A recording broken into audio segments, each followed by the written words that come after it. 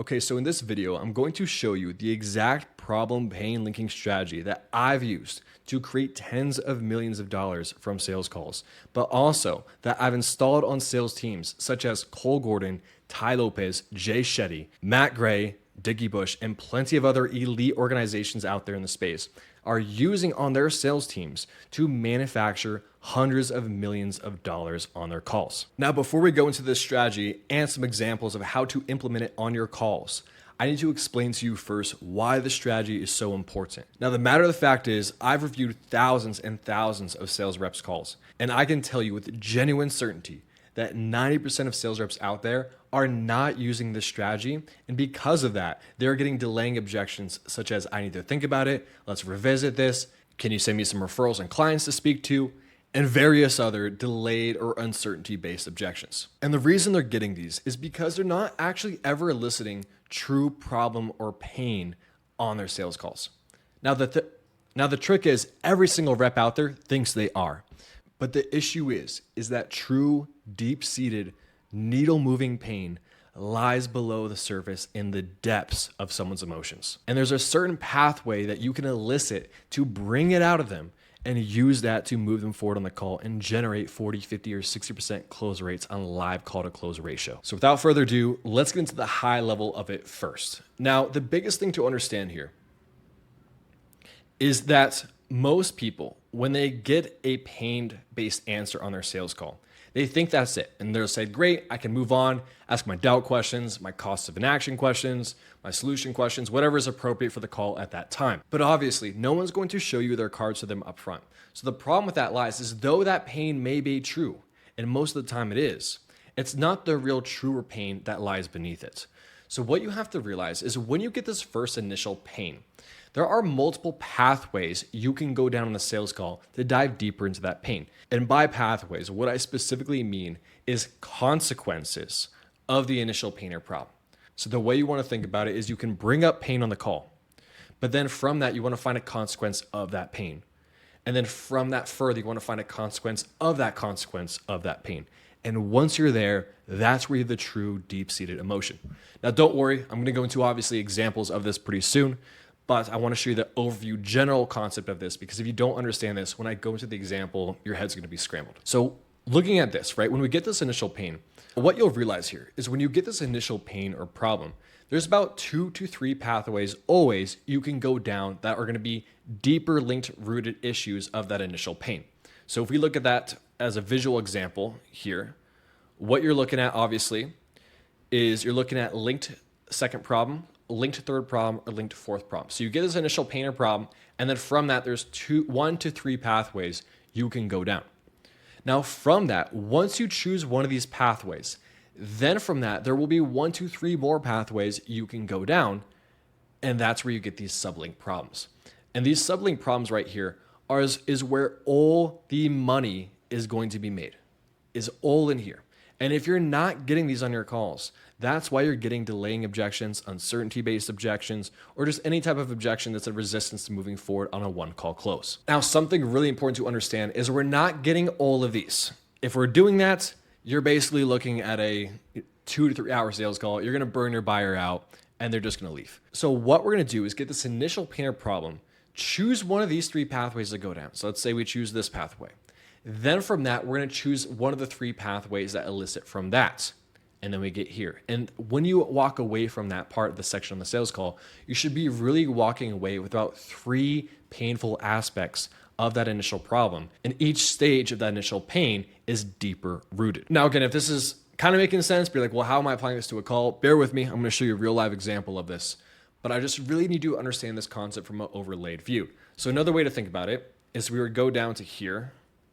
And I kind of just did this shitty little meme as an example, but it will help you visually, is most people when they see this, they think they got the problem or pain. Cool, I got it, I can move on to my sales call.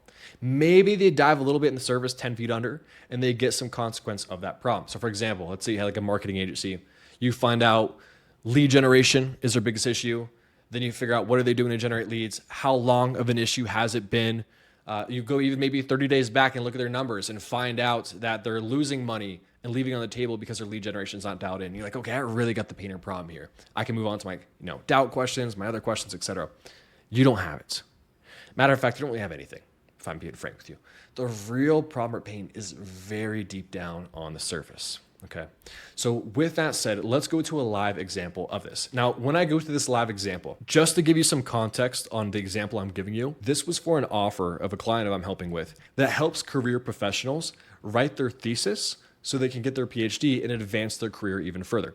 It's a pretty specialized niche, high ticket consulting offer, but you're going to realize that you can apply this concept to any offer out there. Fitness, B2B, you name it. I've done this on every offer. I've sold everything from 7K fitness coaching to 80K B2B masterminds. You name it, I've sold it all. I've used this strategy on every single offer, every single avatar. Now, this specific client, just to show you how powerful this is, was on a 42 dry rut spell. That's a lot of days without sales. So obviously he came to me pretty stressed out about it. I reviewed a bunch of his calls. I sent him a Loom video going over what I'm about to show you right now. And since then, he's gotten up to a 40% close rate and closed all these deals. And that was just off this one Loom video alone.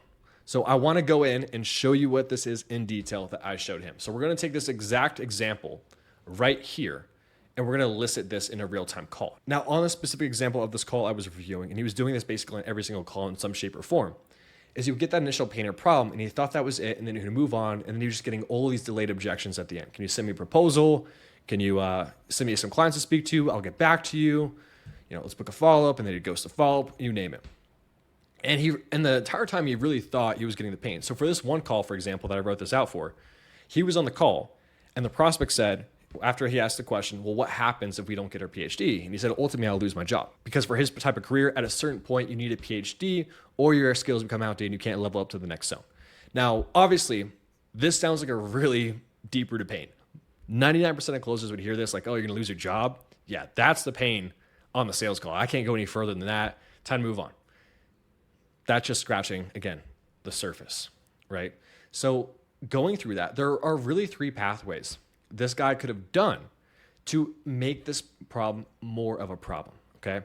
So for example, these three pathways he could have gone down are financial setback. That's one pathway to go down. Career setback. That's another one. And obviously financial setback would be a cost, financial cost.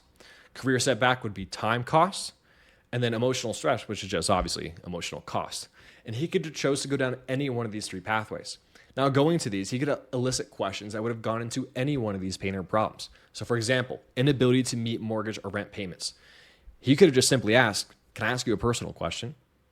And I don't need an exact dollar amount, but what does our runway look like months-wise before we run out of savings and we have to go out and get a job just to meet ends meet? And that's obviously a pretty deep-rooted pain. We can go down. Another one is depleted emergency savings, which I kind of just tied into both here, but you can see it's a separate thing on its own if you really want to treat it as a separate thing. Just the frustration of building all these savings up just to deplete it, right? And then another problem you could link down is delayed retirement planning. Maybe he plans to retire by 65, and now because he's set back, he can't retire until possibly even 70. So you see what I mean? It's like there's three different problems you could have gone from this one problem right here, which is financial setback. Going to a different one, career setback. Gap in resume employment history, hard to secure quality positions in the future, loss of professional network, and all the years it took to build that up.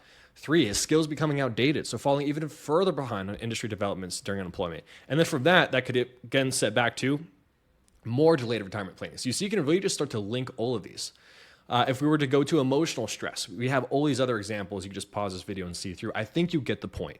But what I want you to realize is that we're trying to create this one plan that we have right here and find another consequence of that pain, and then find another consequence of that pain. And when you get this, now the magic is, I'm not paying $5,000, $10,000, whatever the offer is, price that you're selling. I'm not paying $10,000 to, get my PhD in thesis for a specific example. I'm paying $10,000 to avoid career setback, avoid depleting my financials, avoid having to push out my retirement date, and to avoid the emotional stress that comes with all that above. You see what I mean? Now that $10,000 is much more worthwhile. And there obviously the prospect will be in a much deeper state of pain and urgency to move forward at the end of the call. One of the biggest things I've learned in sales is that you don't create urgency, you maneuver it.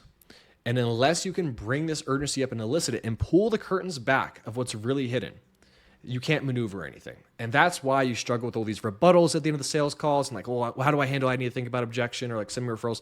That's not what it's about. I could give you those all day long. But what you really need to figure out is why are you getting those in the first place? And if you can crack that and get this problem linking strategy down, you are going to eliminate those objections at the end of the call. And all you're going to have is logistical based objections, such as, I can't afford the 10,000 up front or a timing, whatever. And those are also really easy to handle at that point with payment plans, buying them a month on us, whatever it may be, right? And that's where I want you to be on your sales calls, where you're just getting logistical objections for the most part, and you're no longer getting uncertainty or smoke screens or delayed based objections in that way. Now, that's essentially it. That's a strategy.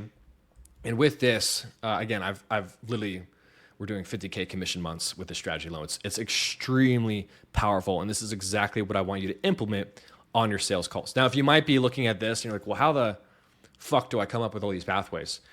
It's really just a muscle you build over time, to be frank with you. And obviously, once you get used to an offer and avatar, there are certain pathways that come up over and over again. But at this point, I could hop on any offer, talk to any avatar, sell anything, and I could just immediately come up with these pathways on the call in my head because my brain is engineered to search for these opportunities. And once you have that, that's where you really truly become a master professional salesman. And that just takes time. But point being, if you're going to spend time developing on anything, you should be spending time developing on this. So I hope that helps. Let me know in the comments if you have any questions. See you on the next one.